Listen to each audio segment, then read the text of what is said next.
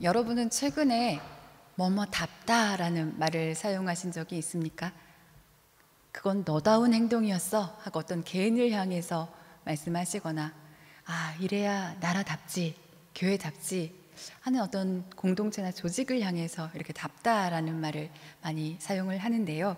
이렇게 답다라는 말에는 개인이나 조직의 어떤 고유한 특성이 들어있고, 그리고 무엇보다 그 속에 어떤 정체성이나 그 고유한 가치가 또 녹아 있습니다. 우리는 지금 종교개혁 103주년을 기념하는 이 종교개혁 주간을 보내고 있습니다. 이러한 때에 또한 한국 교회는 여러 가지 위기 속에서 또 코로나19라는 그러한 장벽을 만나면서 이 위기가 가속화되고 있는 것을 경험하고 있습니다. 이러한 때에 오늘 빌립보서의 말씀을 통해서 교회다운 교회, 성도다운 성도가 어떻게 해야 할지, 어떤 사람들이 바로 성도다운 성도이고 또 교회다운 교회의 모습인지 잠시 생각해 보기를 원합니다. 빌립보서는 바울이 빌립보 교회에 보낸 편지이지요. 빌립보 교회가 당면한 문제 가운데 하나는 율법과 할례를 주장하는 유대주의자들의 미혹이었습니다. 그들은 구원을 위해서는 육체의 할례를 받아야 한다고 주장을 했습니다. 그래서 교회 안의 성도들을 율법주의자들로 만들려고 하는 그러한 일들을 자행을 했습니다. 바울은 빌립보서 3장 서두에 이들을 돌아다니면서 말썽을 피우는 자들, 개 같은 자들, 악행을 하는 자들, 몸을 상하게 하는 자들이라고 표현을 하면서 빌립보 성도들에게 이들을 경계하도록 하고 있습니다. 율법과 할례는 구약 시대로부터 하나님의 자녀, 하나님의 백성이 되는 중요한 표식이며 행위였습니다. 그러나 하나님께서 율법을 주신 참 정신의 그 의미보다는 율법의 조항을 지키느냐 안 지키느냐, 누가 잘 지키느냐 누가 못 지키느냐, 이거에 온통 관심을 기울이면서 율법의 참 정신을 잃어버렸습니다. 그래서 예수님은 이 땅에 계시는 동안에 이 율법의 참된 정신인 하나님을 사랑하고 이웃을 사랑하라는 이런 참된 정신을 더욱 강화시켜 주시면서 이 정신을 잃어버리고 껍데기만 붙들고 규율을 강조하는 종교 지도자들과 매우 불편한 관계에 놓이셨고, 이들과 대립하는 기록을 복음서에서 자주 볼 수 있습니다. 바울도 유대 전통적인 종교 형식을 지켜야 구원을 받는다고 생각했던 사람들 중에 하나였습니다. 바울은 하나님께서 선택하신 이스라엘 족속이면서 그의 부모님 모두 히브리인이었고요. 그래서 순수 혈통의 히브리인으로서 태어난 지 8일 만에 할례를 받은, 그리고 당대의 최고의 선생인 가말리엘의 가르침을 받으면서 가장 엄격하게 율법을 준행하는 바리새인이었습니다. 율법에 근거할 때 바울은 온전한 의를 성취하는 데 있어서 필요한 모든 조건을 갖춘 율법으로서는 의로운 흠이 없는 그러한 사람이었습니다. 바리새인으로서 그 누구보다 또한 율법을 열심히 지키면서 하나님을 믿는 신앙에 열심을 가졌던 바울은 율법의 전통과 규례를 수호하는 일에도 매우 열심이었던 사람입니다. 그래서 잘 아시듯이 바울은 율법을 흔들려고 하는 그러한 예수를 따르는 추종 세력들을 용납할 수 없었습니다. 그래서 예수님을 따르는 그리스도인들을 핍박하고 처형하는 데 앞장섰던 사람이 바로 바울입니다. 이런 바울에게 그가 가진 신앙과 신념이 180도 바뀌는 전환되는 사건이 일어나지요. 그리스도인들을 핍박하러 다메섹에 가는 중에 부활하신 예수님을 만나는 체험을 합니다. 그리고 바울의 인생은 완전히 변화됩니다. 지금까지 그가 히브리인 중에 히브리인, 바리새인 중에 바리새인으로 살아오면서 그의 인생의 전부와 같은 그 신앙관, 신념이 바뀌게 되는 것입니다.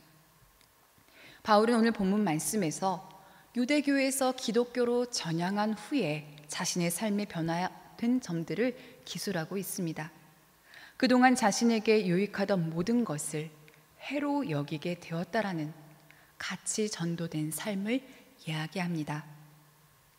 그리스도 예수를 아는 지식이, 예수님이 전한 복음이 그가 그동안 가졌던 어떠한 학문적인 지식이나 경험보다 가장 고상한 것이라는 새로운 깨달음이 그에게 열린 것입니다. 그래서 바울은 오늘 말씀 7절에서 9절에 이렇게 고백합니다. 제가 세 번역 성경으로 읽겠습니다. 나는 내게 이루었던 것은 무엇이든지 그리스도 때문에 해로운 것으로 여기게 되었습니다. 그뿐만 아니라 내 주 예수 그리스도를 아는 지식이 가장 고귀함으로 나는 그 밖의 모든 것을 해로 여깁니다. 나는 그리스도 때문에 모든 것을 잃었고 그 모든 것을 오물로 여깁니다. 나는 그리스도를 얻고 그리스도 안에 있는 사람으로 인정받으려 합니다. 사도 바울은 자랑스럽게 여긴 자신의 순수 혈통의 히브리인의 가문도, 그가 가지고 누렸던 종교적으로 또 사회적으로 누렸던 여러 가지 특권들, 부와 권세들, 그를 유익하게 했던 모든 것들을 해로 여기게 되었다라고 말합니다.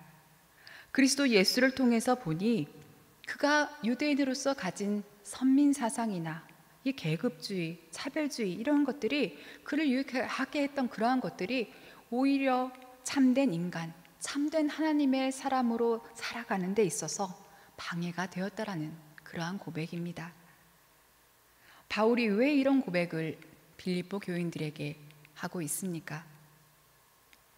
빌립보 교인들도 바울 자신과 같이 예수 그리스도 안에서 인생과 신앙을 새롭게 변화된 그 눈이 열리고 그리스도 예수를 믿는 신앙이 무엇인지를 바로 이해하기를 원했기 때문입니다.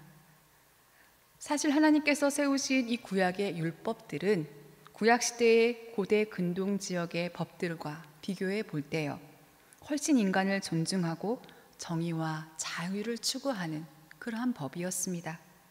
통치자의 입장에서 백성들을 통제하고 억압하기 위한 규율로 만든 그러한 법이 아니라 각종 불의와 억압이 난무하는 세상 속에서 생명을 존중하는 정신이 담긴 법이었습니다. 공동체가 참된 평화를 이루며 살아가기 위한 규율이었고 인간과 피조세계를 향한 하나님의 사랑이 담겨 있는 그러한 것이 구약시대의 율법이었습니다. 그러나 세월이 흐르면서 예수님 시대에 이 성전 중심의 유대교, 율법주의에 굳어져 버린 유대교는 너무나도 틀에 갇혀서 생명력을 잃어버렸습니다. 율법이 오히려 사람들을 짓누르는 무거운 짐이 되어버린 것입니다. 그래서 하나님을 섬기는 것은 수많은 규율에 매이는 그러한 일이 되어버렸습니다. 율법에 구속되어서 자유를 잃고 율법의 조항에 매여서 죄책감과 무력감에 살아야 했습니다. 예수님은 이 세상에 계시는 동안 이 율법의 전통적인 형식을 지키는 데만 매여 있는 유대인들과 유대 종교 지도자들을 향해서 형식이 아닌 율법의 참 정신을 살아내는 것이 무엇인지를 직접 가르치시고 보여주셨습니다. 말씀으로, 치유 사건으로, 각종 기적 사건을 통해서 하나님이 원하시는 하나님 나라의 정신과 귀한 가치를 회복시키셨습니다. 예수님은 유대인들이 지켜왔던 율법의 전통을 완전히 재해석하시면서 유대인들이 안주하며 살았던 율법의 틀을 깨트리셨습니다. 예수님의 복음은 오늘 우리에게도 우리 안에 자리하고 있는 율법주의를 깨트릴 것을 요구하십니다. 그동안 우리 그리스도인들과 한국 교회가 유익한 것으로 여겼던 것을 해로 여기게 되는 바울과 같은 가치 전도가 된 그러한 삶이 우리에게도 절실한 상황에 있습니다. 한국 교회는 급속한 성장을 하면서 현재 사회의 여러 분야에 막강한 그런 영향력을 행사하고 있습니다. 그러나 한국 교회는 분명한 위기에 직면해 있습니다. 한국 교회는 권위주의적인 목회자와 기복신앙, 가부장적이고 관료주의적인 조직 구성, 신비주의의 추구, 단순한 교리 중심의 신앙, 개인 구원 중심의 가치관을 전파하면서 세계 어느 곳에서도 유래를 찾을 수 없을 정도로 빠른 시간 안에 교인 수와 교회 수를 증가시켜 왔습니다. 그러다 보니 세상 물질 중심적인 그러한 가치관이 교회를 잠식하여서 교회는 정치적인 거래와 사적 이익의 수단이 난무하는 공간이 되어버렸고, 여기에 교회의 세습, 제왕적 목회자의 권력 남용, 교회 책임 있는 지도자들의 부족한 윤리의식과 부족한 인권의식이 오늘날 또한 문제가 되고 있습니다. 그래서 교회 안에 40대 이하의 젊은 세대와 다음 세대들이 교회를 떠나는 속도가 매우 심각한 상황입니다. 한국교회는 겉으로는 세상의 것을 멀리하라고 외치고 거룩하지 못한 것에 대해서 선을 긋고 정죄하면서도 정작 교회가 내면으로 추구해야 하는 거룩의 본질에 대해서는 제대로 알고 있지 못하고 교회와 목회자들과 신자들의 성스러움은 찾아보기 어려운 상황에 있습니다. 한국교회의 위기는 앞서 바울이 그동안 자신을 유익하게 했으나 그러나 성경과 복음의 본질에 맞지 않는 것을 해로 여겼던 그러한 가치 전도가 우리에게 필요함을 말해줍니다.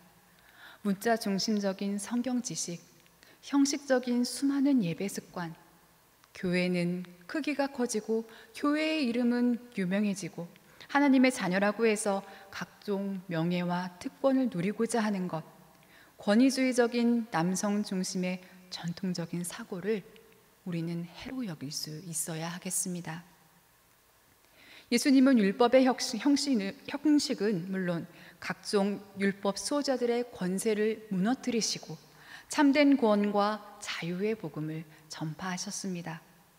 우리는 바로 이러한 예수 그리스도를 아는 참된 진리의 거룩함을 이 시대에 나타낼 수 있을 때에만이 한국교회와 성도들은 진정한 거룩, 참된 하나님의 의를 회복할 수 있고 현재의 위기에서 점차 벗어날 수 있으리라 생각이 됩니다.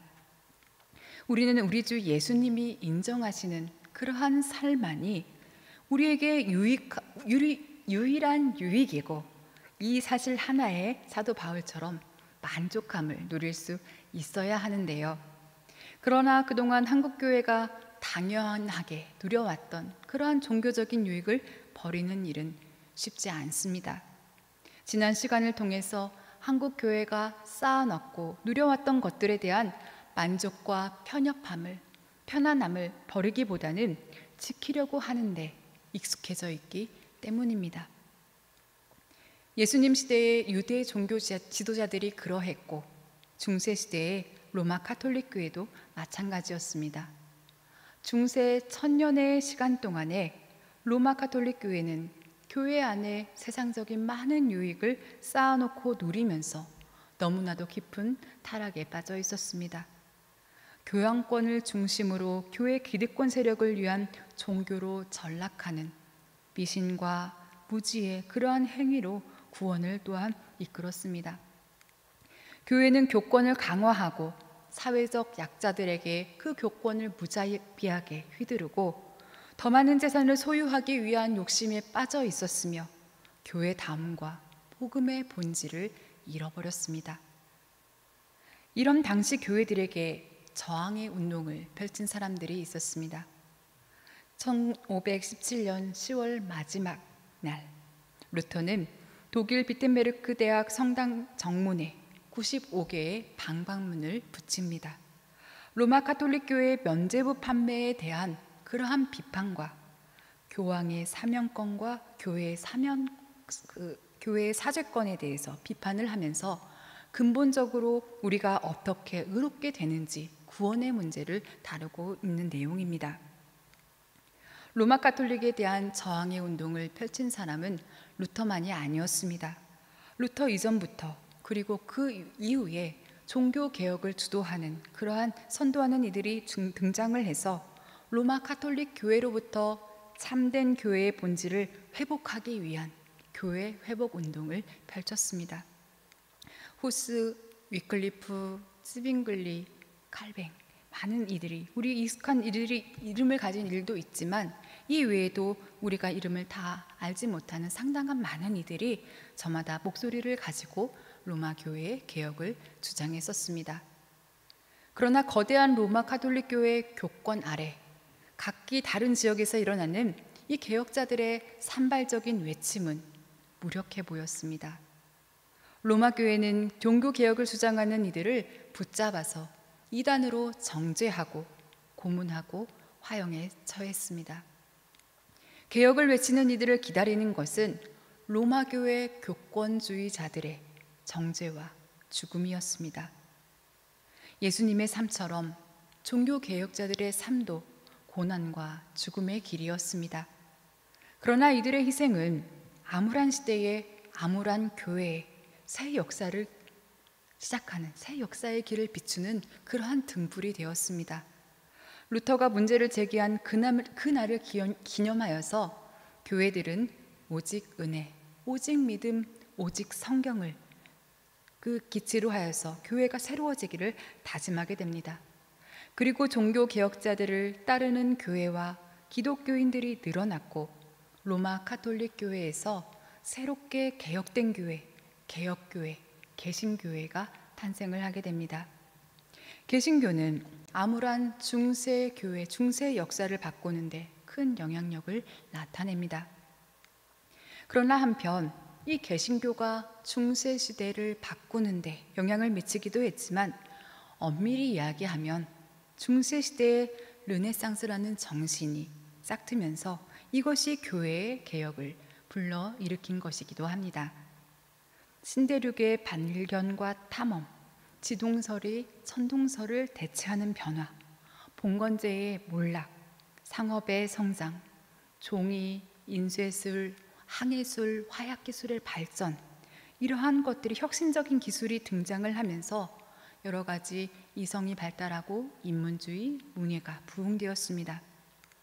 문학과 예술뿐만이 아니라 철학, 정치, 과학, 법률 등 사회적 전반에 걸쳐서 중세의 죽음의 시대가 새롭게 재건되기 시작했습니다.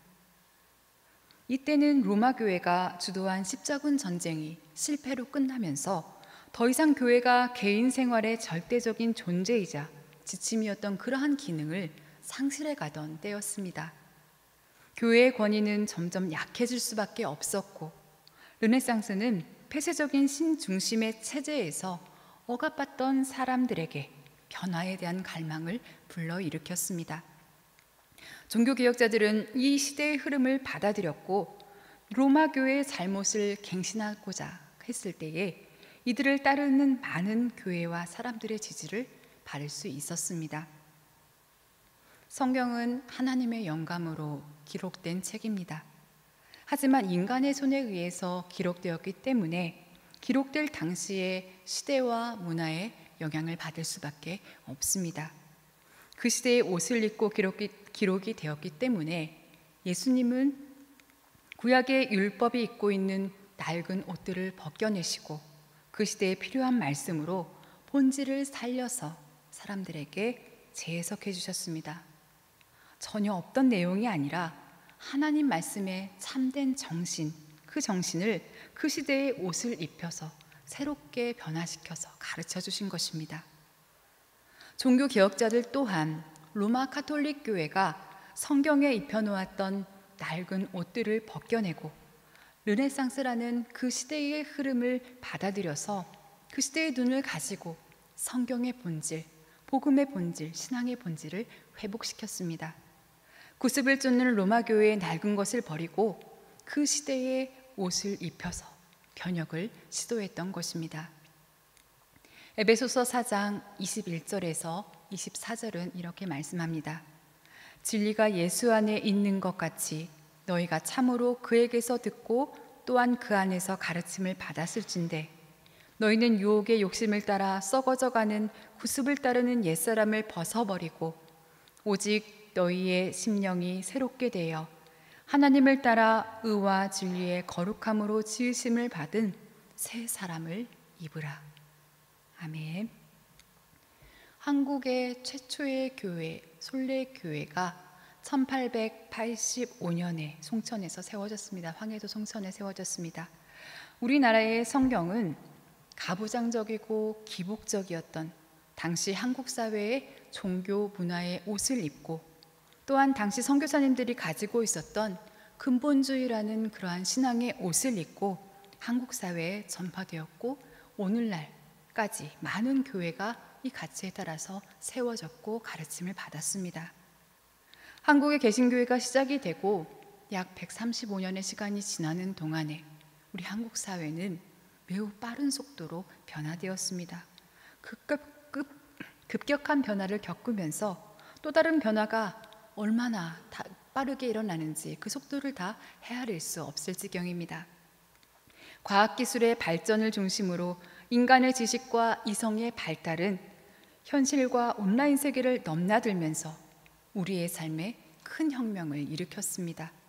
그리고 우리 한국 사회에 가부장적이고 관료주의적인, 권위주의적인 그러한 시대의 문화의 가치관에 저항하는 문화가 점점 크게 자리 잡고 있습니다. 더불어 인간을 존중하고 자연 생태계를 존중하는 그러한 가치가 중요한 이슈로 자리하고 있습니다. 오늘날 점점 더 이성과 과학을 중요시하고 이 시대의 사회 구성원들의 이해와 소통의 방식이 바로 이성과 합리성을 기반하고 있습니다. 이성적이지 않고 합리적이지 않고 과학적이지 않으면 소통을 거부합니다. 또한 사회를 지배하고 주도하는 남성 중심주의적인 그러한 기득권 중심의 가치, 권위주의적인 그러한 가치를 거부하고 기득권층의 또한 비윤리적이고 비도덕적인 폭력적인 행위에 대해서 문제의식을 크게 가지고 있습니다. 여기에 개인의 다양한 삶을 존중하고 사회의 삶의 구성원들의 그 삶의 가치를 소중하게 여기는 그러한 서로가 인권을 존중하고 자신의 인권이 존중받기를 원하는 그러한 가치를 공유하고 있습니다. 이러한 시대의 흐름은 상당 부분 예수님이 보여주셨던 삶, 예수님이 가르치시고 전파하셨던 그러한 삶의 모습과 다르지 않습니다. 그런데 많은 한국 교회는 이러한 시대의 흐름과 추구하는 가치를 세상적인 것이며 교회를 무너뜨리는 악의 세력이라고 말하기도 합니다. 이성과 과학 때문에 젊은이들이 성경을 제대로 받아들이려 하지 않는다고, 복음을 제대로 받아들이려고 하지 않는다라고 하는 그러한 이유에서입니다. 또한 교회의 가르침과 권위에 복종하는 것이 믿음 생활에 있어서 가장 중요한데, 다양한 개성을 주장하고 성경과 남성 중심의 직제의 권위에 의문을 제기하는 것을 불경스럽게 여깁니다. 그러면서 오늘 우리 개신교도 과거 로마 카톨릭 교회처럼 시대에 역행하는 교권주의적인 가르침을 재생하고 있고요. 성경의 본질, 신앙의 본질을 왜곡하고 있습니다. 한국교회가 성경을 이해하고 해석하는 데 있어서 지난 135년 동안 입고 있었던 낡은 옷을 벗어야 할 때가 이미 지났습니다. 구습의 옛사람을 벗어버리지 못하고 있기 때문에 젊은 세대와 다음 세대들이 교회 안에서 점점 사라지고 있습니다. 시대의 흐름에 민감한 젊은 세대와 다음 세대들이 한국교회 안에서 교회의 흥미를 갖지 못하고 날로 어려워지는 취업과 사회의 경쟁 구도 속에서 종교 활동에 대한 관심이 줄어들고 있는데, 여기에다가 교회가 이 젊은 세대들에게 새로운 비전을 보여주지 못하고 있습니다. 이 시대에 속한 교회가 시대에 반응하면서 기독교의 특성과 권위를 유지하는 새로운 방향을 모색할 때입니다. 시대에 역행하는 낡은 가치와 제도들이 교회 안에서, 기독교인들 안에서 죽어지고 예수 그리스도의 복음의 본질을 다시 이 시대 속에 부활시키는 것만이 교회가 살 길입니다.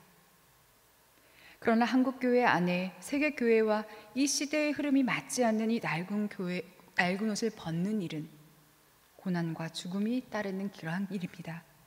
성경시대 유대 종교 지도자들이 예수님을 향한 오해와 비방과 음모가 있었듯이 이 종교개혁 시대에도 이러한 일들이 재현되었고 오늘날 한국교회 개혁을 주장하는 이들에게 또한 마찬가지로 재현되고 있습니다. 사도 바울 또한 그 시대의 유대주의자들로 인해서 어려움을 겪으면서 10절에서 11절에 이렇게 말을 하고 있습니다. 내가 바라는 것은 그리스도를 알고 그분의 부활의 능력을 깨닫고 그분의 고난에 동참하여 그의 죽으심을 본받는 것입니다. 그리하여 나는 어떻게 해서든지 죽은 사람들 가운데서 살아나는 부활에 이르고 싶습니다. 바울은 그리스도의 죽으심을 생각하며 율법주의자들로 인한 고난의 길에 자신을 동참시켰습니다. 그리고 죽음 이후에 찾아오는 생명의 부활을 향해서 자신의 소명을 열어놓았는데요. 이어서 12절에서 14절에 또한 그는 이렇게 말합니다. 나는 이것을 이미 얻은 것도 아니며 이미 목표점에 달한 것도 아닙니다. 그리스도 예수께서 나를 사로잡으셨으므로 나는 그것을 붙들려고 쫓아가고 있습니다. 형제자매 여러분, 나는 아직 그것을 붙들었다고 생각하지 않습니다. 내가 하는 일은 오직 한 가지입니다.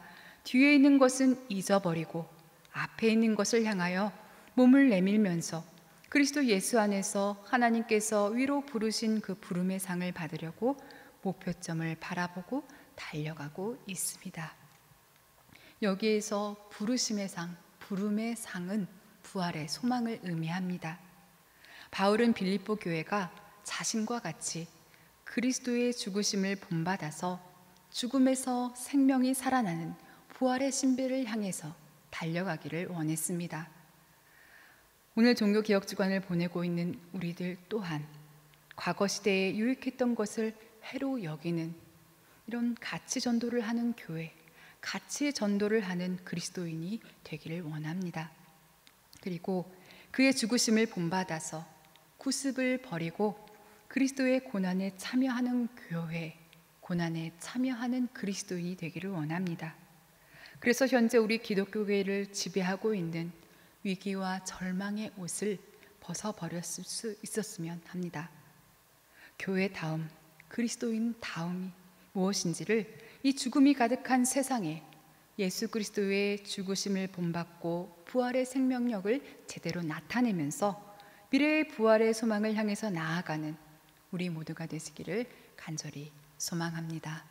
함께 기도하겠습니다. 구원의 하나님, 주 예수님의 고난과 죽으심으로 우리가 구원을 얻고 부활을 소망하며 살게 하시는 은혜에 감사드립니다. 주님께서 이 땅에 남기신 사랑과 구원의 삶의 자체를 바라보면서 주님의 고난과 죽으심을 본받아 오늘 우리가 이 시대에 감당해야 할 참된 소명이 무엇인지를 바로 깨닫고 알게 하여 주시옵소서. 한국교회의 위기를 말하는 때에 성령께서 교회를 교회답게, 그리스도인들을 그리스도인답게 정화시켜 주셔서 구습을 버리고 이 시대의 흐름에 맞는 새 옷을 갈아입게 하여 주시옵소서. 503년 전 신앙의 본질을 추구하기 위해 노력했던 개혁교회 전통을 이어받아 우리 교회가 먼저 새로워지고 변화되게 하옵소서. 우리 주 예수님의 이름으로 기도드립니다. 아멘.